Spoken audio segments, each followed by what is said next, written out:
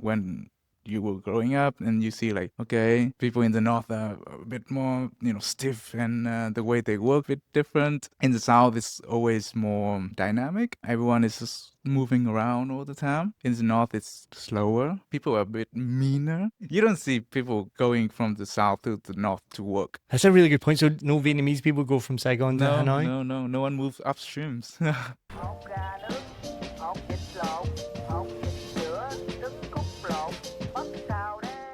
Welcome to a Vietnam podcast with me, your host, Neil Mackay. I started this podcast back in 2019 because I wanted to get to know people in Saigon, and now I've gotten to know people from all over Vietnam, all over the world, and all with the connection of connected to Vietnam and sharing their story. I've been here nearly 10 years now. First came in 2015, fell in love with Vietnam. I was just talking to somebody today about how it's really hard to describe what exactly it is that you fall in love with about Vietnam, whether it's the food, the people, the weather, the energy. It's just everything. And so first came 2015, came back in 2016 for just 6 weeks and have basically never left. So I'm really, really excited for today's guest. Another episode of a Vietnam podcast is always exciting. My guest today, I met at a networking event a while ago. We've done some work together for a Vietnam podcast. He's an amazing designer. He is from the north, married to someone from Dalat, and lives in Saigon and works for an Englishman. So he has an interesting perspective on all of those different things.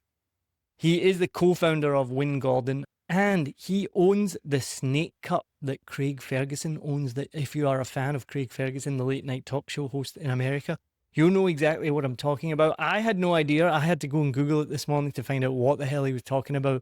It's a pretty cool, crazy snake cup. So let's start right there. My guest today is Viet Anh Con Nguyen. Thank you very much for joining on a Vietnam podcast. And where the hell did you get a snake cup from? Thank you for having me. So, yeah, Craig Ferguson was always my favorite comedian and talk show host. And I've always wanted to have the cup that he had on the show.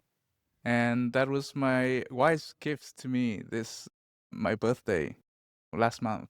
Wow. So, yeah. So that's where I got it from. So do you watch the show holding the cup and drinking it?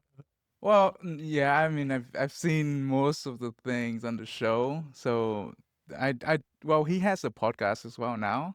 So I do Who listen doesn't? to All white guys have a podcast. It's like I think every white guy, like at a certain age, it's just like you have to have a podcast. And if you have a beard, then you doubly have to have a podcast as well. Yeah. I mean, too tired to actually go to work and then just in your garage have a mic and then just talk about random stuff. Exactly right. But it's good to have, he has a big fan base and, people listen to him. So that's where and he's from Glasgow as well, same as me, right? Yeah, I think so. Yeah. Can you understand him? Yeah, reasonably well. Because, well, yeah, I mean, I grew up with the internet, right? So when the internet came to Vietnam and sort of when YouTube started, when YouTube's really, a big thing, 2011, 2012, that's when I watched a lot of YouTube videos. And then I listened to, all kind of people like American, British, and Scottish. So get used to it.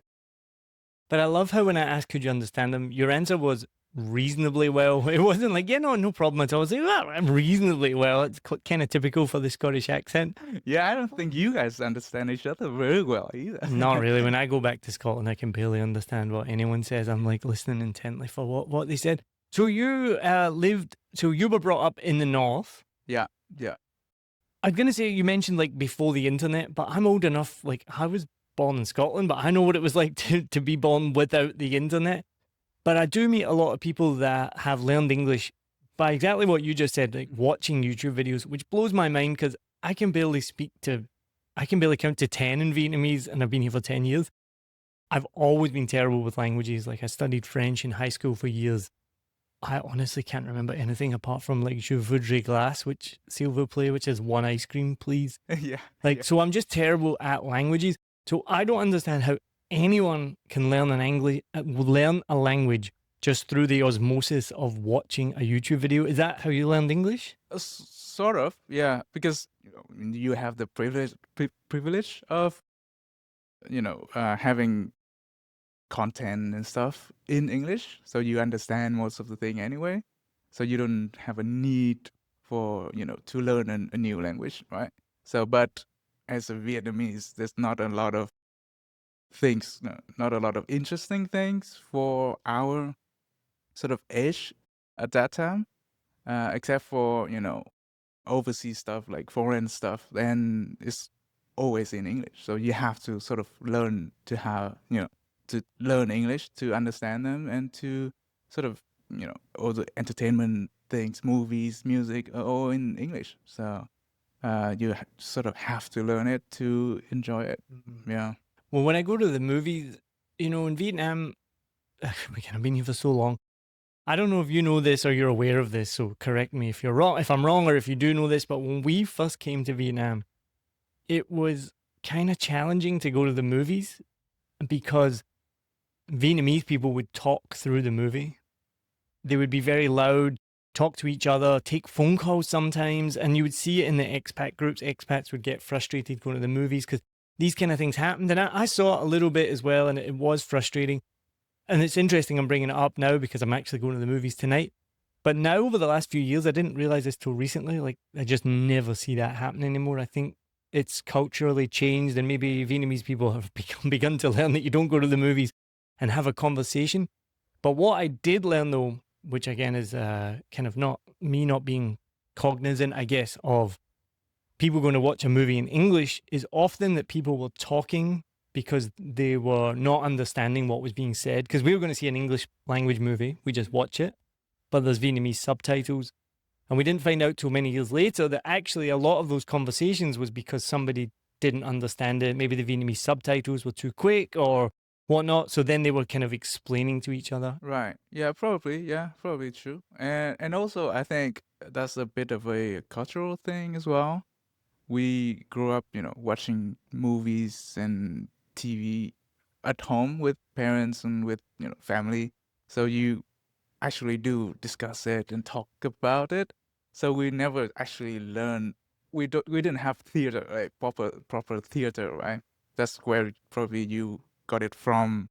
Then to movie theater, that you don't talk in those show, but we just sort of watch it at home, and then just like now with a bigger screen. So you just keep talking to people that just your friends and your family, just discuss it a bit. I think it's a bit like a cultural thing. Yeah, and it's just interesting. As expats, we come over here and you maybe wouldn't have seen this, especially 10 years ago, the expat groups in Saigon. I don't know about Hanoi, but in Saigon were quite toxic. And the problem is people like to complain, and they like to complain online. It's kind of the first, like, where they're going to run to.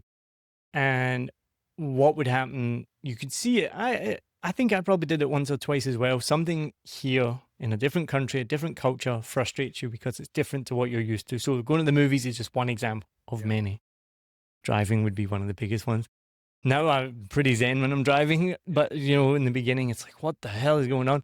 So movies was one of them. So a lot of expats would run to these expat groups, have a rant, say, this is terrible. Why are the locals doing this? And then you get the counter reaction. So I don't know how much you're aware of this kind of expat culture.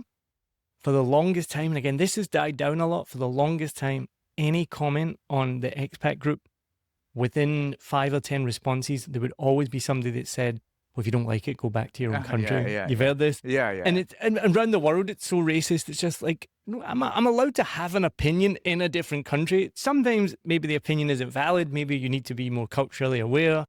I would definitely be guilty of probably getting angry at things, not realizing that it's a cultural difference. They've not been to the movies, whatnot.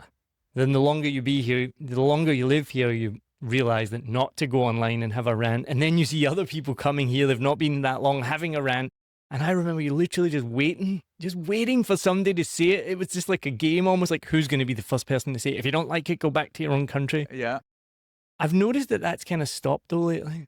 Yeah, yeah. I mean, a couple of years ago, there was some report online. I mean, some organization did it, and they ranked Vietnam as one of the most toxic sort of people online. Yeah, because everything, because we are online so much. So every time something happens and everyone just flock into that, to destroy someone's lives almost, like, it happens a lot. And so that's why I think now people just sharing less, lock their profiles, don't let people know about you too much. Probably a good thing anyways. And the thing is, it is the same in every country. I remember just recently I was talking to my sister about this, and she lives in Australia. She's an immigrant. She's moved to Australia. So she's obviously from Scotland, lives in Australia. She said it's the exact same thing. There's the same Facebook groups there, expat groups in Australia for people who've moved there, post similar things about the Australian community. So it's not just a race or a colour thing, because there's still white people that speak English, but they'll complain about the way things are done there. And sure enough, somebody will comment within a certain amount of time, if you don't like it, go home. Yeah. I mean, but also it shows, how things are now. Like everything has to be sort of right or wrong. So no one is taking the middle ground anymore. So no one is considering like, oh, maybe this guy's complaint is a good thing that we should fix, or this guy who comes in to a new country probably haven't learned the culture very much, so he probably needs to calm down a bit. The people who react to him need to calm down a bit. Just find a middle ground. It's just so true. Yeah, the fence is gone now, I think. And it's weird. I mean, I feel like I'm just thinking in my head, like I started this podcast in 2019. It's now 2025, and just how that change has happened in 6 years. I'm still doing this podcast, still talking to people, but the conversations have changed, because that has really, really changed. It never used to be so black and white, like politics. For me, I was talking about this recently with Adri. For me, that the peak of politics was when John McCain was confronted with someone at a rally. I don't know if you remember this. John McCain was against Obama for president. Someone called Obama a Muslim. And John McCain stopped her and said, no, he's not a Muslim. He's a good Christian man. We just have a difference of opinion on politics. He shot her down, went on with his rally. And it's like, that's where politics was at its peak, right? You can be like, we just have a difference of opinion. He's a good person. It's fine. Now, so I don't know how many years later that is, what, 10, 12 years since then, 14 years since then, I can't actually remember, but now we are polar opposite. You could never imagine that happening today. And it's not just politics, it's everything in life, like the online forums. I don't understand why everyone now has this need to be like, I am right. Why can nobody just say, I don't know? Yeah, and there's no considerations of other people's opinions or feelings anymore. Yeah. I think we need to just sort of like defend our fence, like, right in the middle. Where is it? Stop being, too polarized. But that's how people are. But I feel like there's always something that happened, radical thing that happens. There's always the opposite wave of it will happen. So I think people will see like, oh, this polarizing things is not very good. So let's do the middle ground back again. in the other direction. Yeah, hopefully. And I remember years ago we went to a political event in Wellington, and there was the Labour speaker was talking, and I think a couple of others as well. I remember we got a chance to speak. So Labour in New Zealand is like left leaning, like centre left, and then there's the National Party, centre right. Then you have the Greens, far left, right? So I'd probably identify more with the Greens, but I can understand Labour as well. National Party, not at all. And I remember talking to the Labour leader, Labour member of Parliament afterwards, and I said, well, why do the Greens make these promises, but then you don't make as strong promises? And what she said was, it's because we might govern and they won't. And in New Zealand, it's a bit different because it's not first past the post, it's kind of mixed. They can govern a little bit, but at the end of the day, she's like, Labour have a stronger chance of making the government. So we can't make these extreme promises. They can make them knowing that they'll never have to really do them, but we need them. And this is what I loved is we need the extremes on both ends, because what they do is they pull those centre-left parties and those centre-right parties away from the middle a little bit. And if we didn't have those extreme viewpoints, then it would become very narrow. Right. So I think maybe I'm trying to tie that into what you're saying, though, is hopefully we'll be cyclical because we've gone really narrow in our viewpoints. So hopefully people will start to pull them out a bit, but I'm not too sure. But what I wanted to ask was, what is the Vietnamese viewpoint of foreigners? Is that, because you mentioned about the online thing, is that polarizing? Do people have very specific views of foreigners? Because I think that's something that does come up in expat groups, sometimes negative, sometimes positive, comes up in real life as well. And for someone who hasn't, we're going to talk about your experiences throughout the country, because you're not Saigonese, you're from Hanoi, and your wife is from Dalat. So that gives you a lot of different perspectives. So from all those different perspectives, where do foreigners fit in? Well, I think it has changed a little bit as well, because back then, I don't know, 15 years ago, there was not a lot of foreigners working in Vietnam. So the people who work in Vietnam were the one that, really high ranking in their position, management, that sort of position. And they were brought into the country to help, building companies in the country in general.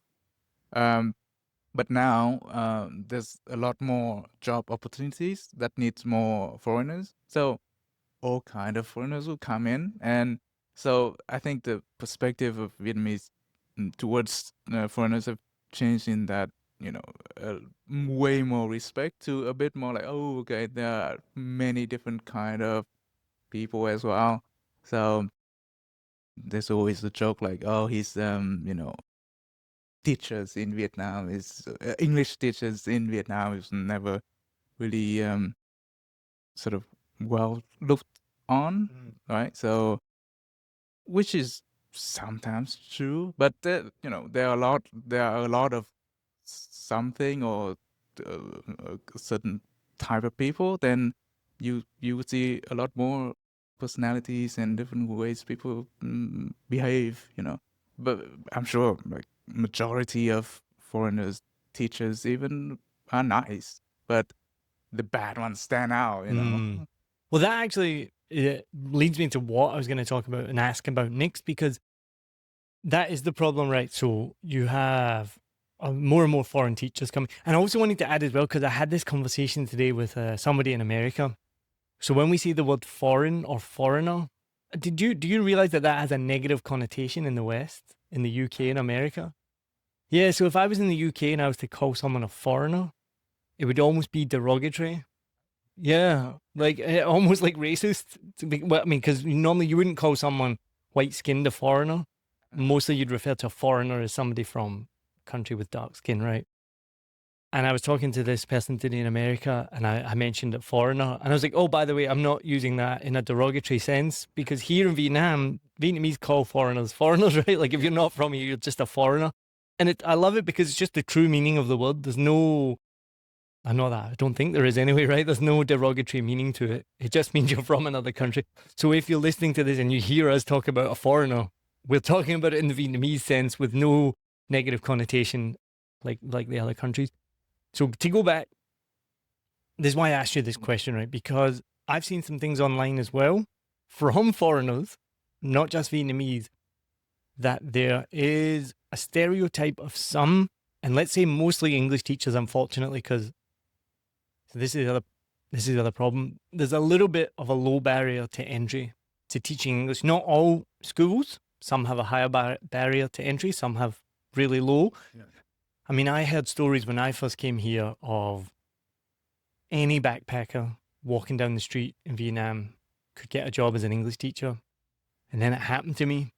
So I'd actually just finished or was finishing my CELTA course, which is basically like the gold standard of English teaching. It's the best, as far as I know, I'm pretty sure. It's the best teaching qualification you can get. Just so happened to be walking down Boy Vienne, which the only reason we're walking down Boy Vienne is because where we were learning to teach English was at the end of that street. Sure enough, middle-aged white guy walked by me and went, hey, do you want to earn $20 an hour teaching? Something, I can't remember exact money, it was so long ago now, but and I was kind of like, it did pique my interest because I had just qualified as a teacher, but I was like, no, I'm okay. So I think that did happen. I don't know if it still does. Maybe it does, but I think that helps with that negative perception of any white person can be an English teacher. The English teaching standards can be quite low. There's an influx of these foreigners. I mean, I saw a homeless white guy just last week doesn't happen very often at all, but there is this. So that's why I want to get your take on this from a Vietnamese perspective. Do they see the extreme versions? They're alcoholics, mental health issues.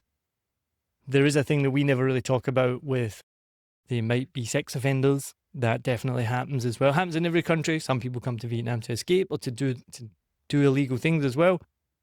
But for me, and I get defensive on this because I worked at a good English school. I had a good qualification. I know lots and lots of English teachers who are all really good people, all have a degree in so many different fields, then have a different qualification and are very good people and very good English teachers. But then there's this perception of these freeloading foreigners that are coming over. And I see that probably more from the expat perspective. So to go back to my question, what's the perspective of foreigners and English teachers from the Vietnamese perspective? Yeah, I mean, a bit pretty much exactly like you said as well. I had friends who, when we were in university, he was French, right? Doesn't speak English that well, but as long as you're white, tall, he got a pretty good job of like tutoring English at a private home. So earning like a huge amount of money. So it's a bit like, oh, okay, you see that firsthand, you would be like, okay, so actually anyone can be, that as long as you are a certain type of, skin color and stuff like that. But yeah, like you said, also, most teachers probably are really good people and like a decent person as well. So yeah, the bad stand out. Like also as a Vietnamese, overseas Vietnamese has some certain type of stereotypes as well, right? Like in the UK probably selling weed and growing weeds at home, but most people don't do that, right? But I don't think there's any point arguing like, we are not like that, against these people because you're not gonna change their mind.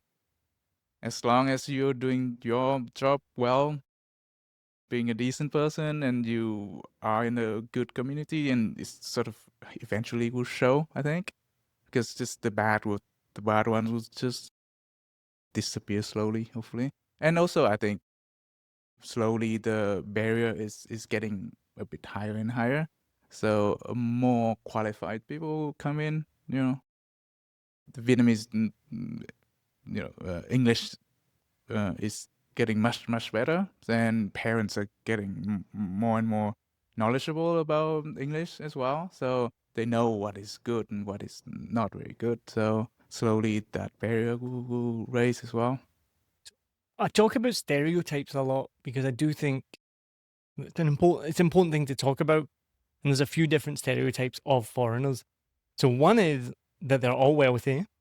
We've heard, this was 10 years ago, but we've heard that, I don't know if you ever heard of the phrase bag a foreigner. Free bag. No, not free bag. I don't know what that could be bad. Just bag a foreigner. So catch a foreigner. So one of our friends started dating a Vietnamese girl. They're now married, have children. Beautiful. But when they first started dating, it was another expat said to him, be careful. She's just trying to bag a foreigner. And apparently it was a thing that some Vietnamese girls just want to attach to a foreigner because they're all rich. And then you have a lot of these English teachers, not just English teachers, a lot of people come over, they're not rich. I'm not rich. I didn't come over here rich and I'm still not rich, but they have that certain stereotype, right? But then there are those expats that you talked about that come over to run companies. Like I meet them, I go to networking events, I go to lunches, breakfast. You meet these people who are the CEO of some massive international company and probably make 7-figure incomes. Yeah. And they're massively wealthy. Yeah. And often have a Vietnamese wife. But that's maybe, so yeah, what do Vietnamese people, what's the chatter online? Are they negative? Like, these people come over, they take our jobs, they take our money, go back to their own country? Or is it everything in between? Not yet. Not yet. Yeah. I think eventually somehow we will get to that point of people saying like, you're stealing jobs, But right now, we do need a lot of foreigners coming in and a lot more experienced people in a very, developed countries coming over to help us. So that's not happening yet, I think. Yeah. So, but typically people say that to, you know, foreigners coming in who would steal the low income jobs, right? Like in America and, you know, other countries. And the people who complain about it are actually people who sort of in a lower income background as well. So that they say that to, you know, management position people or English, even English teachers. It's a because- really interesting point because, yeah, exactly what you just said.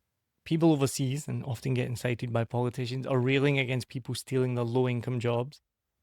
And let's be honest, Vietnam, low-income jobs pay about $1, $2 an hour.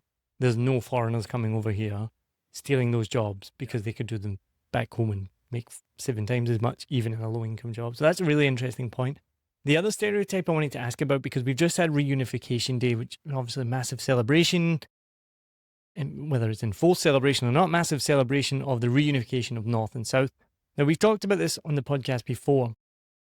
Continuing on the theme we're talking about, what's the stereotype or the stereotypical view of Americans in Vietnam? Oh, I think we love American. Why? That's Yeah. what I mean, I know that's the answer. I don't know if I know the answer why. It's interesting, isn't it? Like, a huge, massive war went on, and then in a couple of decades, everything is sort of fine. You know, like, I don't know why we behave that way, but I think there's a saying, I think in English as well, like, forgive but don't forget, right? So you do learn about what happened, but in general, I think Vietnamese people are pretty peaceful people. We don't want to fight. We don't want to start wars. Some people do, but most people don't. And that's why we sort of forgive, because we know that, you know, none of these people did what, you know, their grandparents or even not their grandparents who didn't choose to go to Vietnam and No, kill most of them are people. forced to come here. Yeah. So I think people understand that, and sort of moving forward is, you know, America is the biggest economy in the world. We have to work with them. We do, you know, partnership with them. We sell them stuff all the time. So It's all about money, right? Like, they got the money and we want it. yeah. And it helps So you forgive way easier. yeah, and you look forward to the future, not to the past too much. But yeah, going back to the celebration, I think it's they did a really good celebration. I Yeah. think like a lot of people will love the country more. I think it feels like that. It feels like it's sort of making people really patriotic with that show of power of economics growth, how, you know, how far we've come in 50 years, and people really, I think, enjoyed the celebration, and also looking forward to the future as well. It was incredible. I mean, I was there, so go back. You can check out a couple of my videos. I did a video of the parade, of the practice parade, of the reunification day. We got up at 4:30 in the morning, and it was just nuts. The streets were just packed with people. I haven't read. We estimated there were 3 million people on the streets, but that was just a guess. Did you read anything about how many people were on the street? I've seen videos from above. I mean, I honestly think 3 million is a decent estimate. It could be totally wrong, but it was just incredible. So go back on our YouTube channel, find those videos. And the people's excitement was incredible. So one of the top comments I got on my video was people were going crazy and getting excited about the traffic police, about the CSGT. Oh, yeah. And I commented, which I didn't even realize made it onto the video, but I commented kind of quietly to Lewis. I went, people normally say "Dol Ma" when they see the CSGT, and then on the reunification week, people were celebrating and running up and getting pictures with them, and I was like, what is going on? This is just crazy. And then as soon as the police, they were celebrating the police, but as soon as the police started telling them what to do and where to go and to move, that excitement for the police died pretty quickly. Yeah. Well, my wife and I joke about, like, you know, because they block all the roads, right? was huge pain to go anywhere. And we were joking like, oh, you should, if you see these police guys who were actually doing the job, like directing people, directing the traffic, you should go up to them and say thank you because they are the ugly ones. Because they couldn't get into the parades because, you have to be really tall, really good looking. Yeah, that's probably true, right? Because the girls were going crazy. It was like a rock concert. The girls were going nuts, running up, getting pictures. But I'll tell you something funny that happened. So on the way home from the reunification parade, the jets and everything on the 30th, so we were up at, I think we woke up at 3:30 in the morning. We were in District 1 by 4:30 and home by like 9:30 or 10 or something like that. Traffic was obviously crazy, like way crazier than normal. I know traffic's crazy here, but like traffic was crazy. And we got stuck at a light just near here going onto the Mai Chi To highway. And it was being controlled by the policemen, by the Pikachus, by the CSGT. And so it wasn't like automatic, you could see them turning it on and off. And it was boiling hot. Like it's really hot this time of year. We're in the sun, no shade. And they just weren't changing it. And we could just see the traffic keep going. And everyone was starting to get frustrated. You could tell people were laughing because everyone's in a good mood, but people were getting annoyed. And it went just so long, 3-4 minutes. We're baking in the sun. People were starting to honk. My wife, Adri, was driving. She started to honk. Other people were honking, trying to get their attention. Like, you need to fucking change this light. I got so annoyed. I got off the bike and walked over to them in front of everyone. Yeah, now, as you knew already, I'm a very nice guy and I'm not confrontational at all. But I did storm over there, mostly because it was just hot and I had the helmet on. So And I then wasn't. he changed it. And then you have to walk back. That's what I was worried about. I was worried about that. Adri was worried about that because she's like, if this changes while he's over there, now he has to get back and get on the bike. And it was so stressful. But I was like, fuck it, I got so, it was so hot. That was the thing. So I think it was about 5 minutes, honestly. And you imagine 5 minutes at a light in the heat, baking. So I kind of stormed over. But then as soon as I got to him, my demeanor changed immediately. And I was like, excuse me, Sin-Loy, how long on the light? And he's like, 1 minute, spoke to me in English, said 1 minute. I was like, okay, thank you. And then just walked back. Do you know the best thing? When I walked back to the bike, I got a round of applause from everyone nice. waiting. Everyone was like, yeah, smiling and clapping. And they're like, good job, good job. And I was like, oh my God. And then I thought, like, if somebody filmed me doing that, I asked my friend Kim, because she follows like the Vietnamese Facebook groups. I was like, let me know if that goes viral. I would not be surprised if someone's like bloody white guy, bloody foreigner going up, marching up to the CSGT. But I was very polite when I spoke to him. And thankfully, he probably didn't change it because of me, but he did change it. So before we go on to my next question, I just want to remind Americans, did you hear what Viet said there? They forgive, they don't forget. So just remember that, right? Now, I want to hear about your different perspectives because you're born in Hanoi. We've talked about this. We've had lots of people from Hanoi. Hanoi and Saigon are very different, right? Yeah, well, I was not born in Hanoi. Oh, you're born in the north. North, yeah. Let me just redo that again. Let me do that. I want to ask about being from the north because we know from this podcast, I've spoken to lots of people from the north. We've had them on the podcast and it's a topic that's come up again and again. Hanoi, well, the north and the south are very different, right? What was it like growing up in the north? Well, it's pretty cold. And hot as well, though, right? And hot, yeah. It's got both. So I was born in a small town, Sapa, right? Mm-hmm. Oh, wow, you're really north then? So, yeah, like half an hour from Sapa. Wow. And it was tiny town. Everyone knew each other. And I spent my elementary school there. And then in my secondary, I went to the city, which is about an hour from the town. And that's my secondary. And then my high school was in Hanoi. So I sort of move around at every stage. And growing up there I think it's not too different from, growing up anywhere in Vietnam.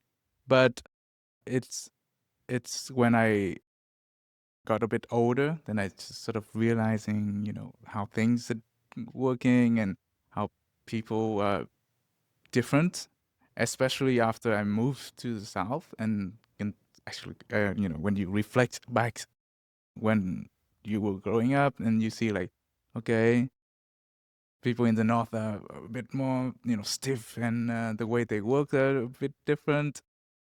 In the south, it's always more sort of dynamic. Everyone is just moving around all the time. In the north, it's slower. People are a bit meaner. You don't see people going from the south to the north to work ever, like hardly It's a anyone. good point. Yeah. Yeah. And I know a couple of expats who've done the move because they've got a job up there. And every time it happens, you're like, oh, what are they doing? Why are they going to Hanoi? That's a really good point. So nobody really moved from, no Vietnamese people go from Saigon to Hanoi? No one moves upstreams.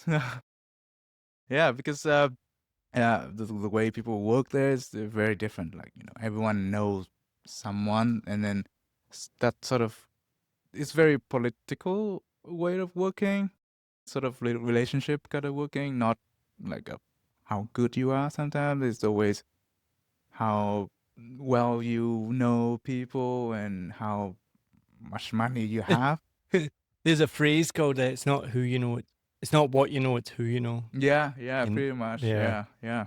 But where were you? You were brought up then very rural. So you mentioned the weather then. So now I realize you said that you were near Sapa, and I've been there, and it's mountainous and it's cold.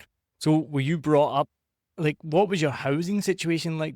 I know I was brought up in Glasgow and it got really cold, but we had central heating and warm houses and things like this. Yeah, houses, it's not very warm. No. I mean, even though we were like sort of like a bit wealthier than many people, we have proper houses, but it's always the way we build houses here is always concrete and really Tile. yeah, it's very cold. Vietnamese people love to have the door open as well. I've noticed that. Like, I've driven by houses where I'm like freezing and like all the windows and doors are open. And you're like, what are you doing? It's freezing. Yeah. Was that similar? Yeah. There's no how do you call it? Like the layers bit in the wall. Oh, insulation. Yeah, there's none of that. No. It's just bricks, and then But that's not too dissimilar to like places we lived in New Zealand. New Zealand gets freezing. They have no insulation, no double glazing. And they similarly, I remember we went to a party in New Zealand in the winter, and we went inside. Everybody was wearing black puffy jackets inside, and the back doors were wide open. And we were just like, this is like maybe 8 degrees, so not like in the freezing, but that's still really cold, 8 degrees. And everyone in New Zealand, they were wearing shorts and a black jacket, a puffy jacket. So it's not just a Vietnamese thing as well, but yeah, so did you just get used to the cold growing up then? Like, is that just normal? I think so. Yeah, you just get on with it. There's not much you can do. Put on more clothes. Is it one of these things that what you were saying when you then move away and you get warmer for birthday, or you go to Saigon and you're like, oh shit, I was really cold when I was young. I didn't realize it at the time. Yeah. I mean, you do miss it sometimes. Like, oh, this could be nice to have, like, staying at home. It's cold outside, so it's sort of especially when it's so hot right now. Yeah. So you do miss it sometimes, but I don't. Whenever I come back, it's just not enough, and enough of this. I need my sun. But after every TED, we usually get a week of extra week staying at home, because it gets really cold after TED. So if it's under 3 degrees Celsius, then we can stay at home. That's like a rule. Yeah. So normally we have an extra week. You're like, please stay cold. So I can get.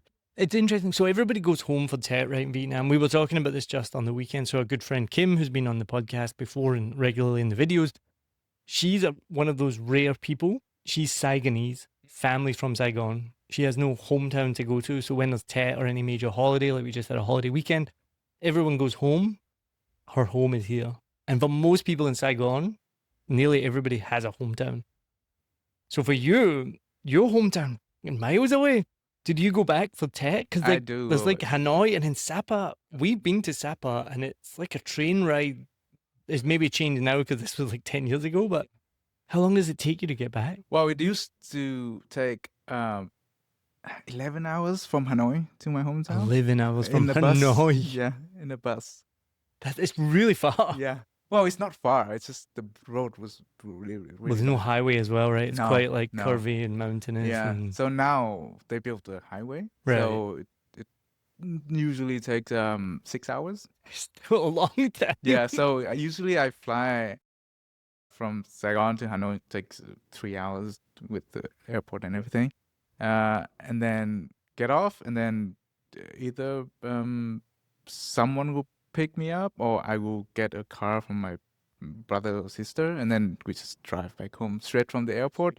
Yeah, so in total, like 12 hours from Saigon to there. It's not crazy, I Yeah, guess. it's all about perspective, right? Yeah, It right. used to take 11 hours from this much, and now like that much, then it's a bit Yeah. a lot better. Now, your wife's from Dalat, as we mentioned. So when it comes to Tet and holidays, how do you plan? I know in the UK, like for Christmas, for example, one Christmas we'd go to my dad's parents, and the next Christmas you go to your mum's parents. Is it similar in Vietnam? Yeah, yeah. I mean, that's the arrangement that my brothers and sisters are doing. So that's what we plan to do. But we only been married for a year and a half. So just one Tet so far. And we spend it at my parents' home. And so next year, I think we will be here because her parents are here now. Ah, okay. Yeah. So I mean, I probably would enjoy it because it's very different from, going back to your hometown. Staying here is going to be very different. Well, generally for Tet, we will leave the country because most people go home, which means Saigon is empty. Yeah. I think it's not so bad now, but when we first got here, it meant there was almost no food. Yeah. Like people had to if you go in the expat groups 10 years ago, people were like, what's open? Where can I get food? But you'd have to stock up for the apocalypse because it'd be 5 days because it literally would be, Saigon would empty. I think it's a bit different now because there's a lot more international brands and things like that. But still, I think not just us, most expats will leave the country, Thailand or something like that, because you get a couple of weeks off and it's or travel within Vietnam. But even then, generally the reason why we leave the country is because traveling within Vietnam is a nightmare because the airport's crazy, the buses are crazy, the trains are crazy because everyone's going home. So it's just easier to get on a flight out of here. But so obviously you spent a bit of time in Dalat, I assume. Dalat is not central Vietnam, is it? What is it? Because it's between central and the south. It's more south. Central would be Da Nang or Hue, but Dalat is a bit southern, but to the highway, to the highlands. So it's a bit higher up. Yeah. So yeah. Have you spent much time in Hue? I've been there once or twice. It's very nice. I want to get your opinion on Hue because I spoke to someone just last night who had a very opinionated opinion on Hue. Yeah. So what's yours? Ooh, can't believe someone has a strong opinion about Hue. Yeah. I liked it. You liked it? Yeah. How are the people? Oh, didn't spend much time, talking to people, but shops and restaurants, people are nice. The opinion I had last night was that they were very rude. And I think because they have a different dialect as well, he said it was very harsh, very loud. Okay. And people were not pleasant. Really? Yeah. Oh, they are famous for being nice. Yeah, this is the first time I've heard that. So that's why I asked your opinion because I don't know how true that is, or maybe he just had a bad experience, but that was the first time. Probably, yeah. I've heard that. That's interesting.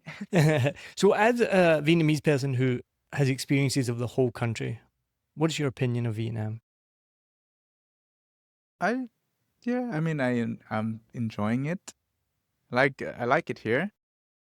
When I was growing up, I thought that I would probably leave or stay in another country, but never forever.